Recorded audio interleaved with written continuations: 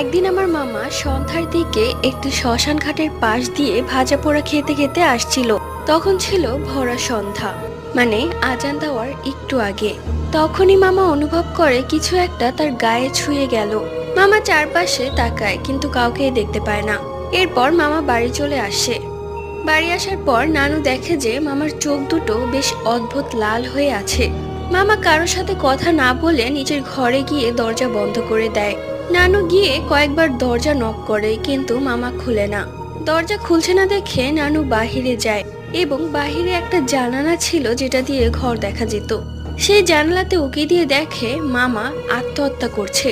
তখন নানু সবাইকে চিৎকার চেঁচামেচি করে ডাক দেয়। দরজা ভেঙে মামাকে উদ্ধার করা হয়।